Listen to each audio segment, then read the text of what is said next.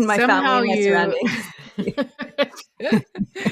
somehow you were able to follow your kind of gut instinct, it Yes. seems like. Yeah. And Yeah. also I knew I couldn't stay there any longer because I was sick. Hmm. Physically, mentally, things started happening to me physically. And often that's what occurs. We're not listening to those subtle signs. The signs get bigger, louder. I had a freak accident with a concussion. And then something else happened. Like I remember there were just a series of events that kept happening out of nowhere. Mm, And that's when I needed to start listening and say, okay, well, there's something that needs to change here. yes.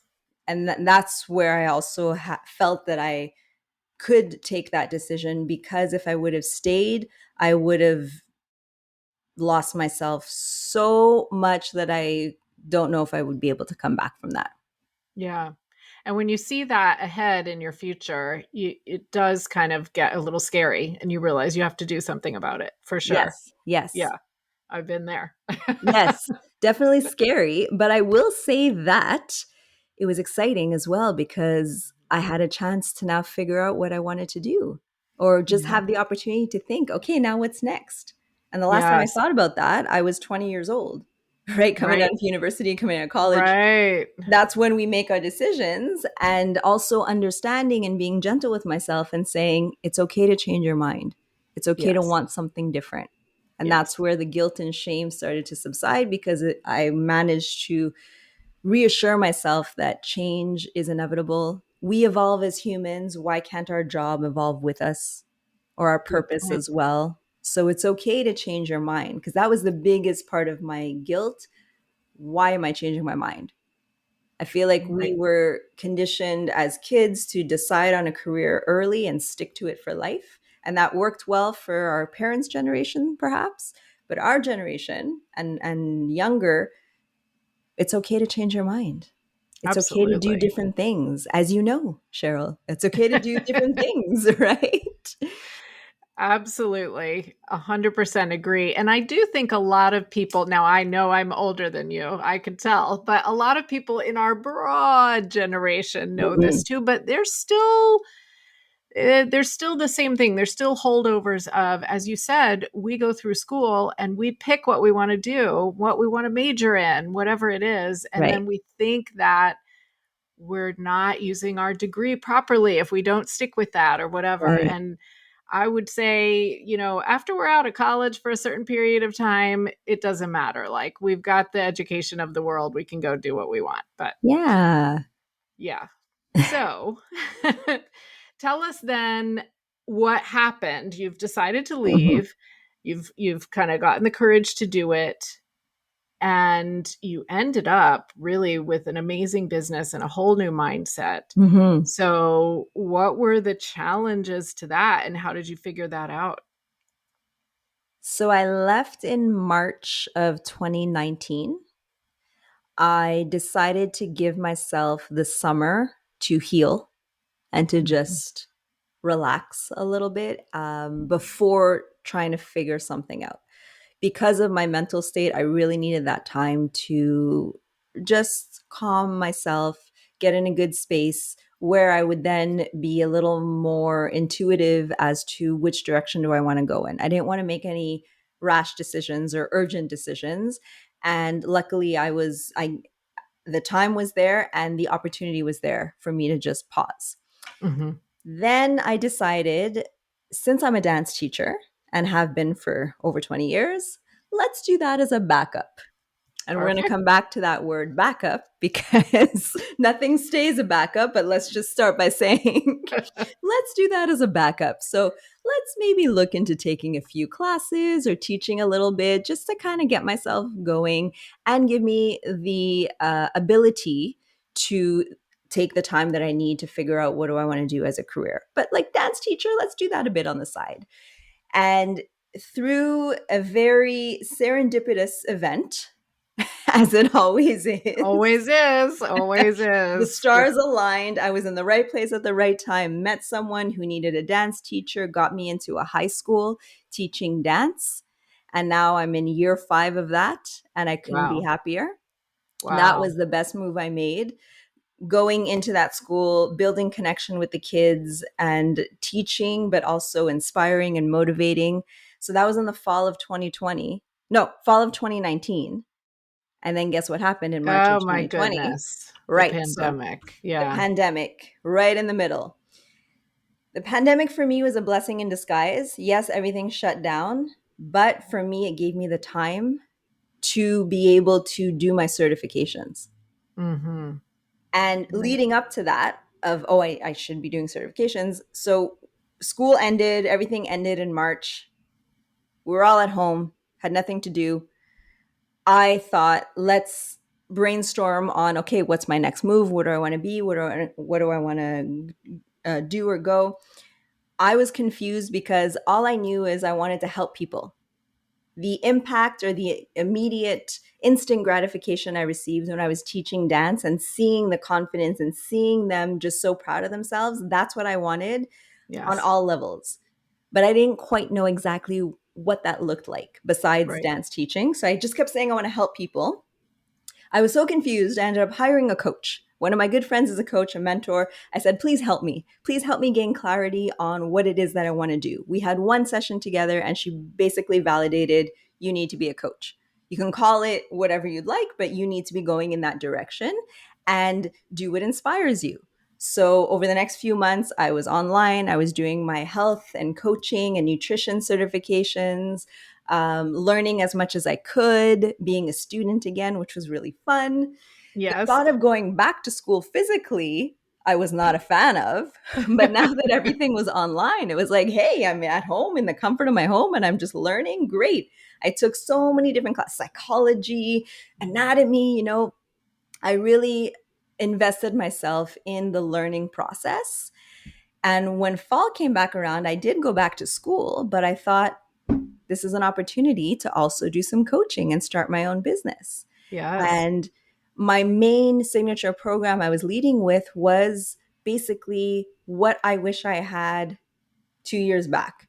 Are Mm. you going through burnout? Are you feeling lost? Are you feeling guilt and shame? It's okay to change your mind. It's okay to change your careers and let me help you.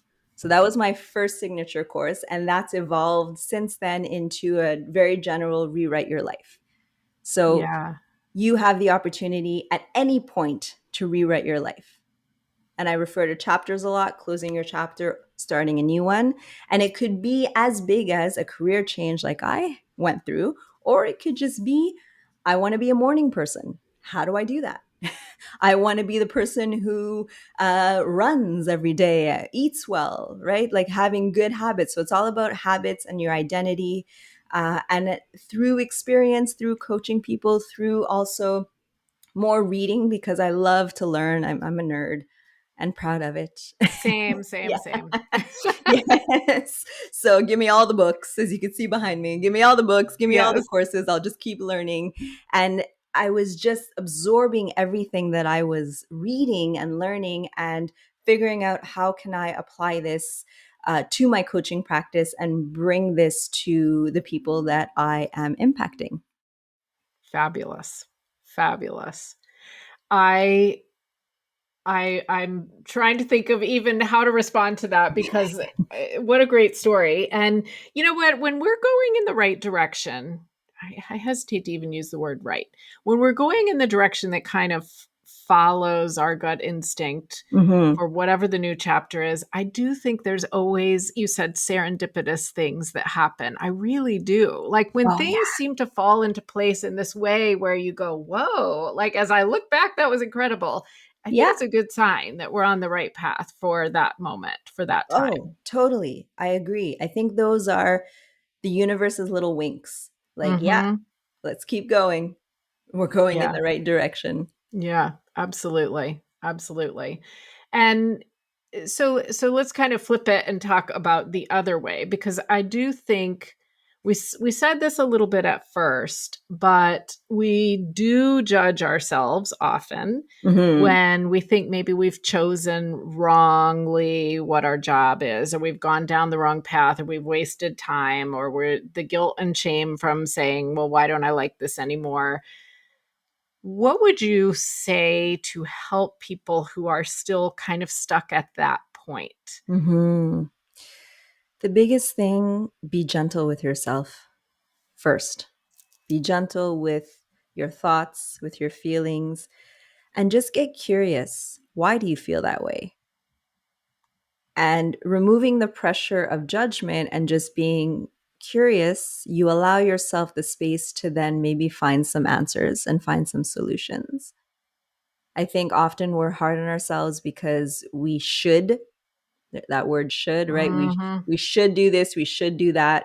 One of the biggest life lessons for me is removing that word from my vocabulary or from my brain. Because Agreed. before I even started my coaching business, that time I was healing, I was doing the work.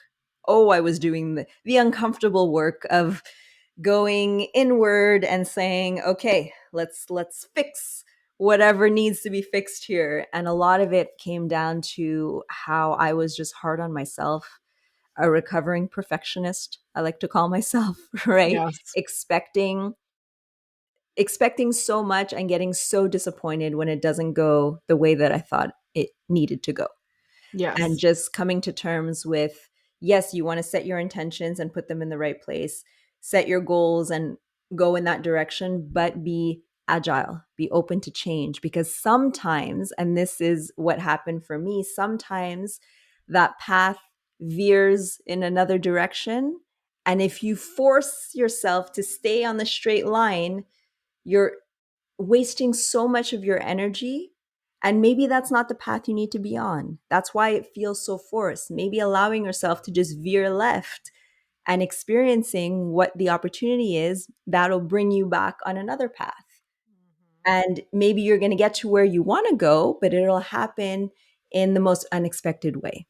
And it's just Yes. leaving yourself open to going with the flow, getting into Yes. flow, right? Yes. Funny, we should call it that. Yes. Yeah, the get curious part in particular is really powerful because I know I've read a lot about how the brain works on this Mhm. particular topic, and we get ideas when we can take all the pressure off and just kind of wonder and be Mhm. curious and maybe brainstorm in a very chill way. That's when the ideas come. Yeah. And I always think about it like I wish I had a way, and someday I'm going to have a better way, but I always get ideas when I'm driving. And I have read, why is that? And I'm always thinking, well, how do I remember? Like, I don't know how to remember this idea that I got while I was driving and now I'm going to forget. Mhm. But it's what I've read is it's because the brain is occupied with the driving and you don't have to pay attention. Well, I mean, we should, obviously. I'm not saying don't pay attention, but we know how to do it. And Yes. so now it's just habit. And the other parts of the brain can just be kind of working on stuff. Mhm. And there's no Mhm. pressure and there's no weird emotion going on. And that's Right. kind of like the brain just figuring things out as we're being chill about it. Yeah. So, yeah, Leaving yourself open to brainstorm as well and not to have the pressure to have it figured out. Right. right. So even just the brainstorm, sometimes we enter a brainstorm session and there's a clear goal of like, I need to figure it out by the end of the session, or like, we need to have 10 ideas. You're already putting pressure on yourself. You're Yeah. already constraining your energy. And for me, I like to think of it as energy. So we are all made of energy. Energy is exchanged between us and felt as well. Yes. And within yourself, when you're constantly forcing and trying so hard to keep your ideas or your energy in one direction, you're limiting your energy. It's almost like you're tensing your muscles. And by tensing your muscles, you limit your range of motion. So by controlling or trying to control, because we never really have control fully, but by Right. trying so hard to control all of the areas in your life or all the ways it needs to work out, you're trying to control your energy, you're trying to limit your energy. Whereas your energy, in order to be its strongest form, needs to flow, needs to move, needs to be released, and needs to also come back in a different form. So often, we try so hard and we're forcing so much, and why isn't it working out? And we're just kind of like, ugh. But if you just release that pressure, release that control, Allow yourself to just breathe and move with it. And that's why they say a lot of times when you're stressed or when you're anxious, move your body, get into a rhythm, because that moves your energy as well. It gets it unstuck. And the minute your energy is stuck in your body, you're breaking your flow. And also, it results in lower back pain, shoulder pain, right? Notice where we keep our tension. Uh-huh, uh-huh. So if you feel like you have little pains here and there, and it's not the result of an injury, but just like, oh, my lower back is hurting, or my shoulders, or my neck, that's where we keep our tension. That's where our energy gets stuck, because we don't allow it to flow. We don't allow it to move. So by breathing, by moving, by just releasing all of that you're holding on to, including expectations, including attachments to outcome. By releasing that energy, you're allowing yourself to just flow through and for the outcome to present itself, and Yeah. trusting that you will get there in the best way possible and not having to have it all figured out, which goes back Yes. to my career. Like, I trusted that I would get there. I didn't know where exactly that was, but I trusted that it would be aligned with my intentions. And instead of forcing myself, okay, I need to do ABC to get to this goal and I need to be there. It was like, okay, I know what my intentions are. I know what area I want to go into. Let's just one step at a time get myself closer to that. And Yes. then as I move closer, 3 doors opened. Okay, intentionally, where do I want to be? Let's try door number 1 and see what happens, instead of like, oh my goodness, which door is it? And then we get anxious because we're Yes. afraid to choose the wrong thing. Hmm. Right. Right. I I fully agree, first of all, and that's fascinating. And the very first episode of this podcast, actually, I talked about everything being energy. And there's an Albert Einstein quote that I love about that. And so it's funny that you said that because it's so powerful. Tapping is another way that we can kind of get things moving when we get stuck in feelings and energy too. Right. So I think everybody who's listening, you might want to rewind for like 2 minutes and hear that again.